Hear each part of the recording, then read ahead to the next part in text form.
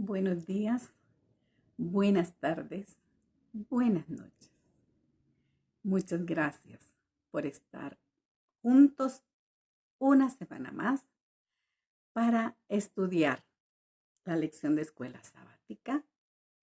Recuerda que esto es solamente un aporte. Esto no sustituye tu estudio, tu devoción personal.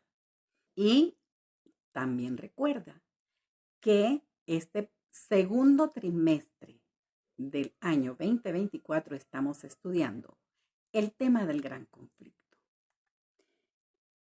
Te invito, antes de entrar al estudio de esta semana, a que te suscribas a mi canal de YouTube.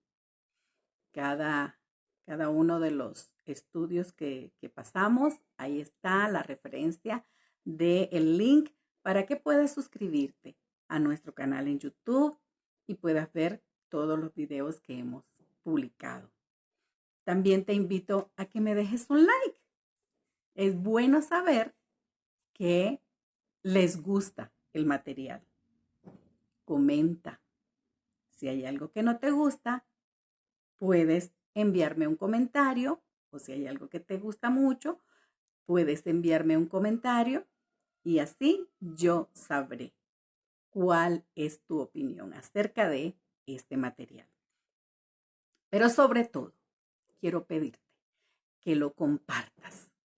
Comparte este video. Cuando estás compartiendo el video, estás compartiendo salvación.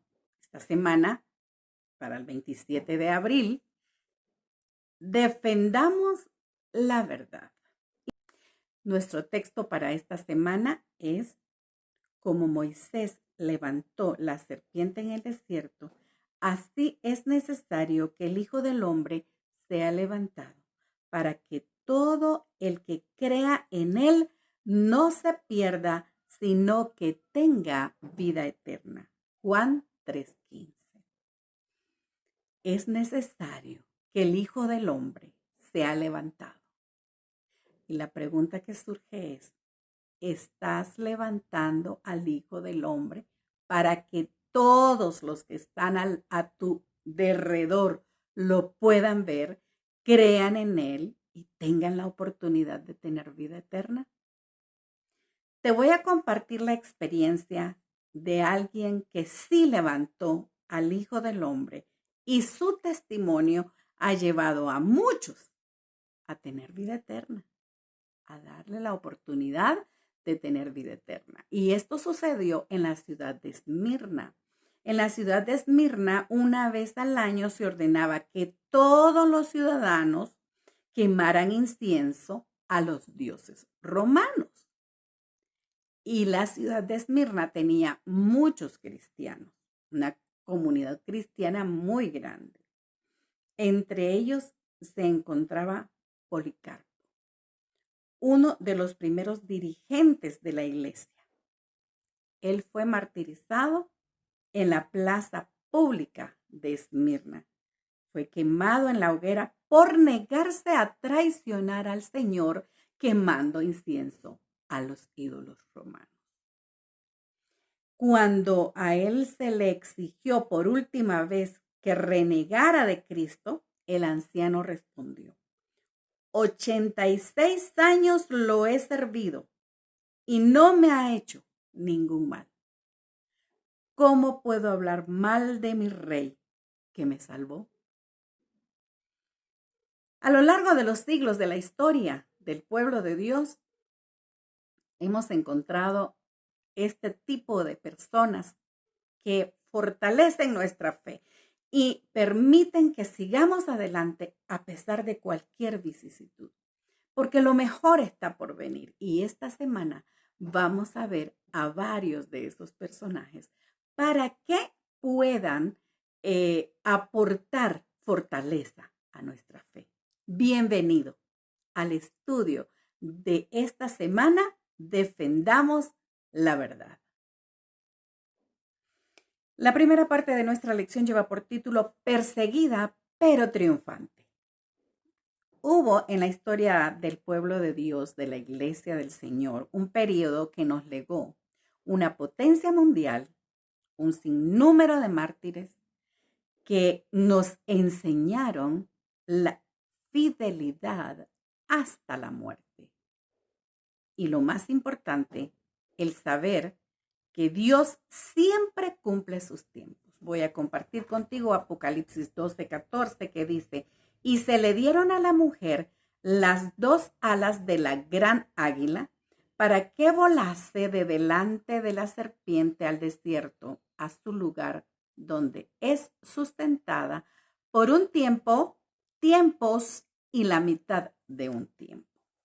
Un tiempo equivale a 360 días o un año. Y tiempos dos veces, o sea, equivale a 720 días o años. Y la mitad a 180 días o años. Si nosotros sumamos esto, nos da 1260 días o años de persecución al pueblo de Dios por un poder político religioso.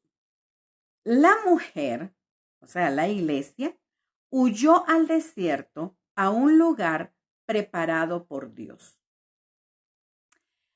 Cuando nosotros leemos el versículo que acabo de compartir contigo, dice, y se le dieron a la mujer las dos alas de la gran águila. ¿Qué país tiene como el ave símbolo el águila? Sí, es correcto. Allí llegó la iglesia huyendo de aquella gran persecución que se desató en contra de ella por la iglesia romana en Europa. Dios le tenía preparado ese lugar. Por eso, ese periodo nos legó una potencia mundial. Dios tenía preparado para su pueblo un lugar. En los mayores desafíos de la vida, Dios siempre prepara un lugar para sus fieles seguidores. Por eso, si tu vida está en las manos de Dios, no temas. Dios tiene un lugar para liberarte, un tiempo para liberarte. La historia confirma que la persecución papal en Europa duró 1260 años, de 538 a 1798, cuando el general francés Berthier entró en Roma y tomó prisionero al Papa Pío VI. Así que nosotros podemos ver la fidelidad de la palabra de Dios. Los visigodos, los vándalos, los ostrogodos eran tribus que creían doctrinas diferentes de la enseñanza oficial de Roma. Y los 1260 días comenzaron cuando la última de estas tribus bárbaras, los ostrogodos, fueron expulsados de Roma. Eso sucedió en el 538 después de Cristo. Así que este periodo de oscuridad espiritual continuó hasta 1798, donde el general Berthier toma prisionero al Papa Pío VI. Así que innumerables cristianos fueron martirizados durante este largo periodo por obedecer la palabra de Dios. Hasta la muerte, pero triunfaron. El periodo se cumplió. Fueron 1260 años. El propósito se cumplió. Fueron mártires triunfantes que nos legaron valor para enfrentar cualquier cosa por Cristo Jesús. Así será en el futuro. Dios ya tiene estipulado y Él vendrá.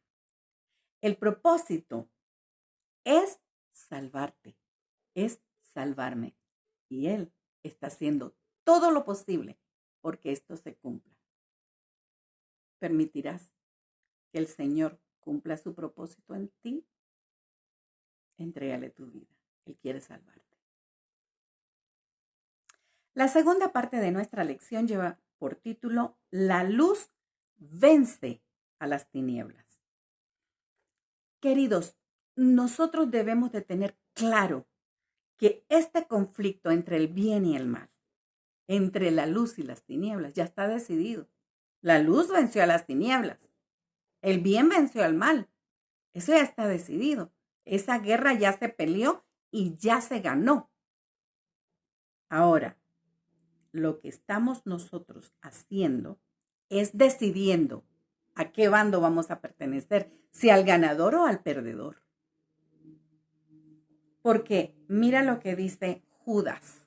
Judas solamente tiene un capítulo y en el verso 4 dice, porque algunos hombres han entrado encubiertamente, los que desde antes habían sido destinados para esta condenación.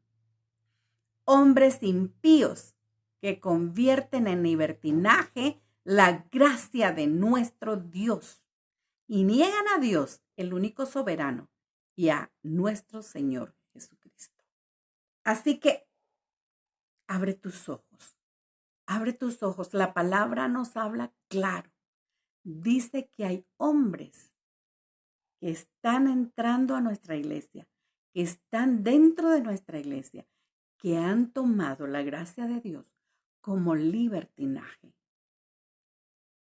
Ten cuidado con lo que entra a tu iglesia y a quién estás escuchando.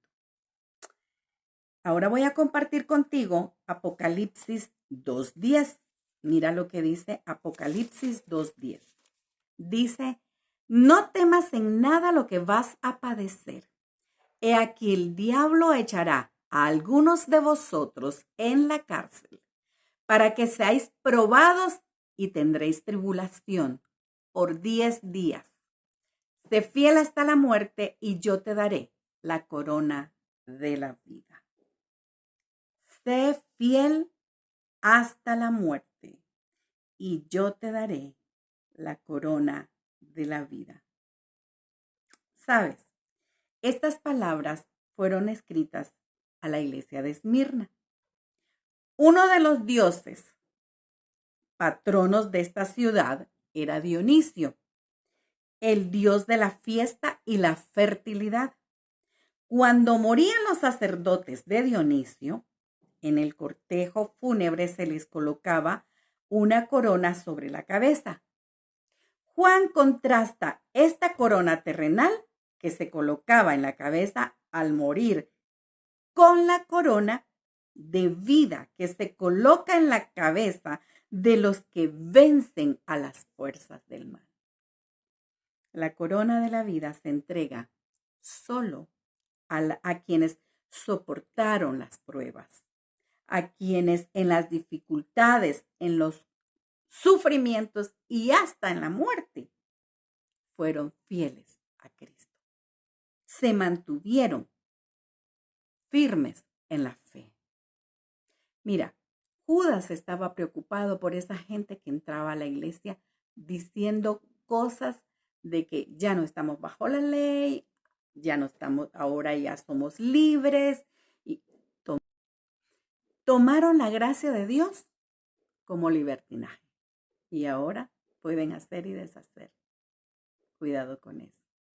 Recuerda, sé fiel hasta la muerte y cuídate de los que toman la gracia de Dios como licencia para pecar.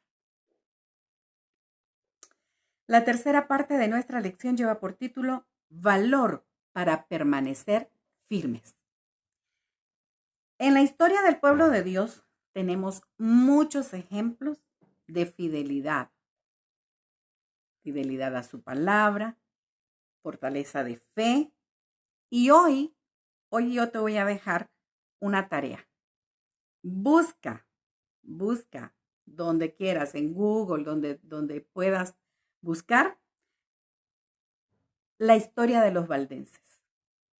Los valdenses es un pueblo, porque todavía existen valdenses, es un pueblo que se enfrascó en una tremenda lucha contra el poder político religioso que los estaba oprimiendo, que los estaba persiguiendo.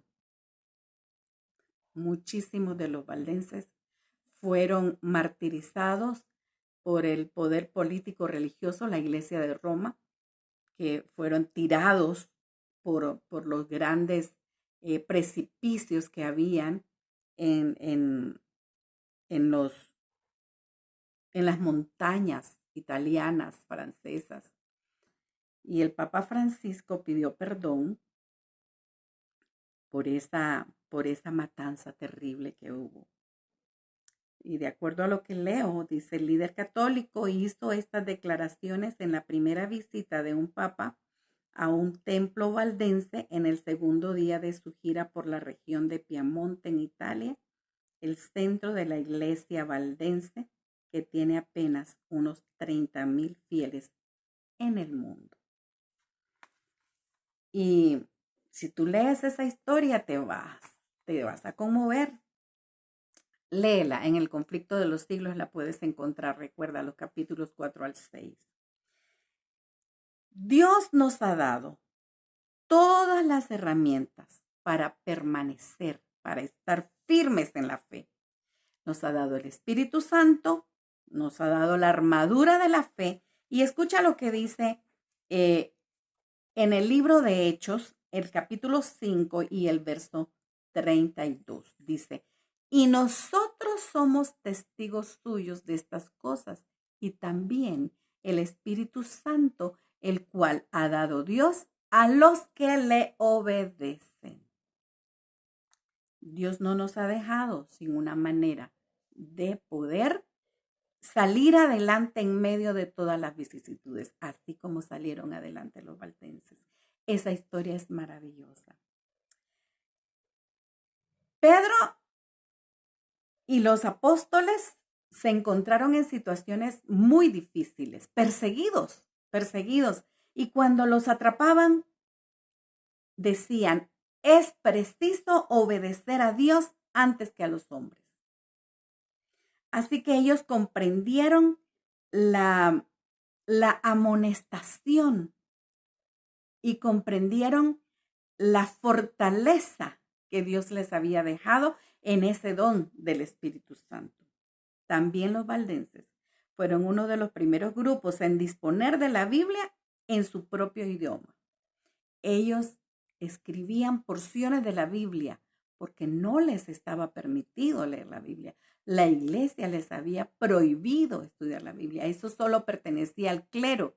Y entonces ellos escribían porciones de la Biblia, y en su trabajo diario, que ellos eran comerciantes, vendían muebles, algunos vendían escrituras, y en esas escrituras llevaban palabra de Dios.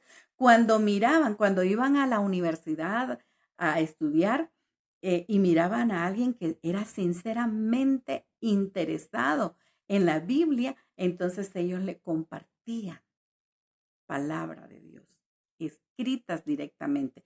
Después de que la oscuridad envolviera al mundo durante siglos, Dios suscitó a hombres y mujeres comprometidos con su palabra, que siguieron buscando cada día más.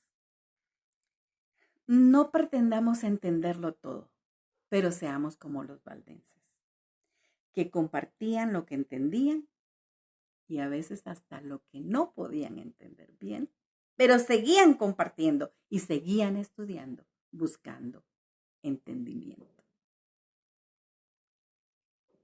La cuarta parte de la lección lleva por título El lucero de la reforma. Y voy a compartir contigo lo que sentían David y Jeremías al leer la Biblia. David en el capítulo 19 y el verso 10 de Salmos dice, deseables son más que el oro y más que mucho oro afinado, y dulces más que miel y que la que destila del panal. Así sentía David la palabra de Dios cuando la estudiaba. Y Jeremías en el capítulo 15 y verso 16 dice, Fueron halladas tus palabras y yo las comí. Y tu palabra me fue por gozo y por alegría de mi corazón, porque tu nombre se invocó sobre mí, oh Jehová, Dios de los ejércitos. ¡Qué maravilla! Ellos sentían que era delicioso el momento que estaban pasando estudiando la palabra del Señor. Ellos llenaban su corazón de gozo, como nos pasa a nosotros ahora. Nosotros vamos llenos de aflicción a la palabra de Dios. Y después de un momento de estar leyendo la palabra de Dios, ¿cómo estamos?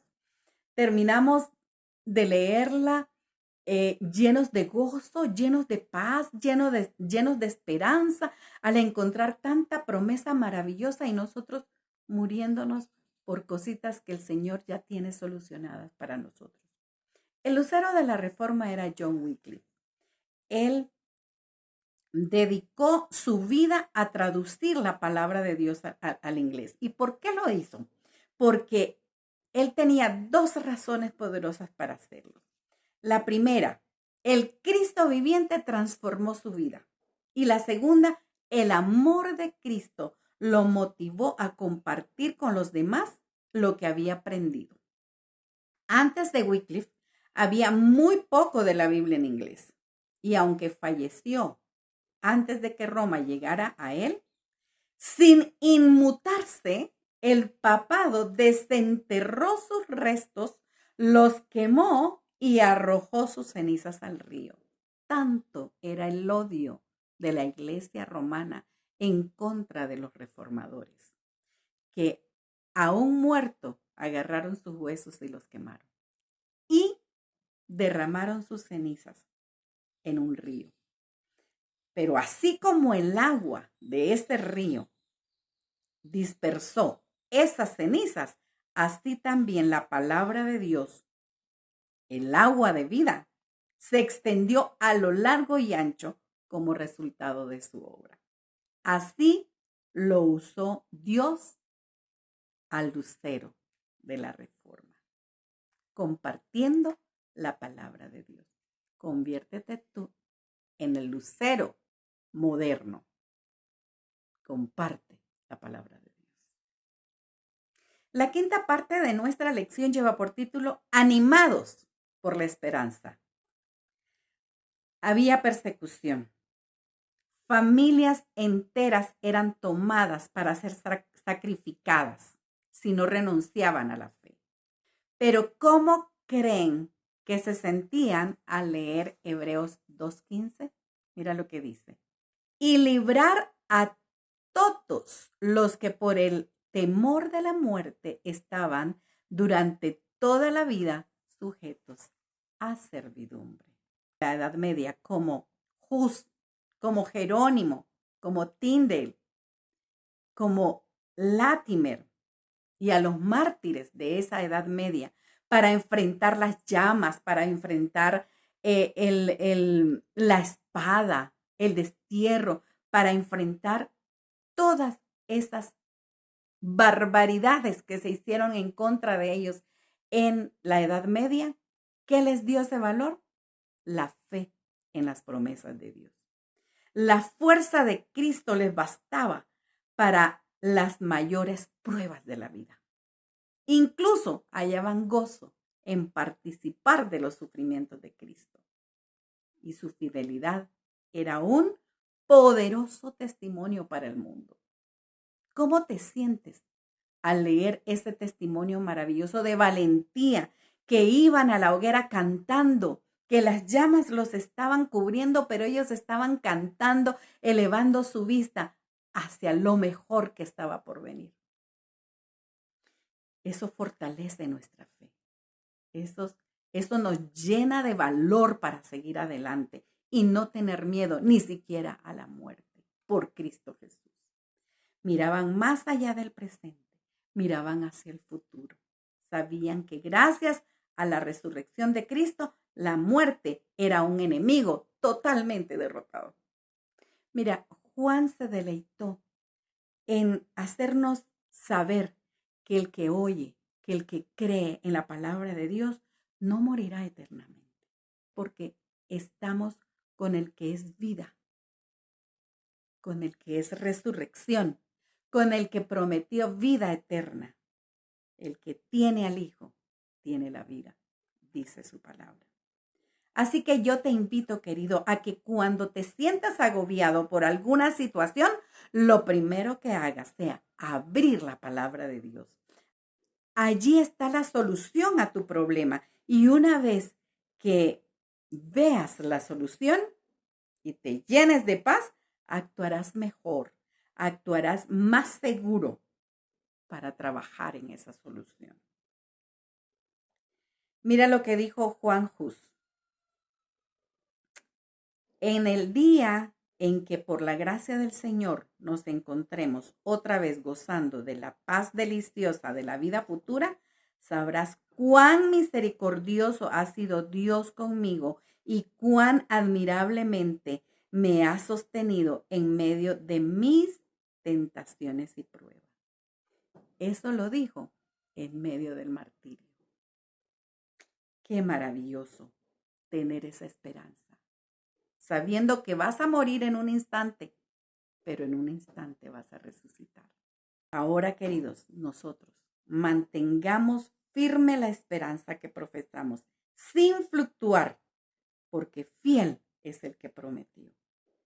Así como las promesas de Dios sostuvieron a su pueblo en el pasado, también nos sostienen a nosotros hoy. La persecución, los padecimientos, las vicisitudes, las necesidades de la iglesia no amilanan al estudioso de la Biblia. Juan Hus en una carta habló con profunda humildad de sus propios errores, acusándose de haber sido afectado por llevar hermosas vestiduras. Recuerden que los sacerdotes, los clérigos antes usaban unas vestiduras exageradamente ostentosas. Y él, Juan Hus, se acusaba de eso, de haber sido ostentoso. En esa carta que escribió, conmovido por todo lo que había pasado, dijo: que tu mente se ocupe de la gloria de Dios y de la salvación de las almas, y no de la adquisición de prebendas y bienes temporales. Cuida de no adornar tu casa más que tu alma, y sobre todo, cuida del edificio espiritual. Sé piadoso y humilde con los pobres, y no consumas tu dinero en banquetes. Si no corriges tu vida y te abstienes de superfluidades, temo que serás severamente castigado como lo soy yo. Cuando nosotros llegamos a esa conclusión de que en esta vida lo más importante no es lo material, sino lo espiritual. Cuando llegamos a comprender Mateo 6:33, que dice: mas buscad primeramente el reino de Dios y su justicia, y todo lo demás vendrá por añadidura, entonces comenzaremos a gozar de la delicia de la vida que Dios quiere darnos a cada uno de nosotros. Permite que la luz de Dios brille en tu vida y que la verdad siempre sea tu bandera de identidad con los que te rodean. Levanta a Cristo para que sea visto por todos y todos tengan la oportunidad de tener vida eterna. Dios te bendiga y que Cristo venga pronto.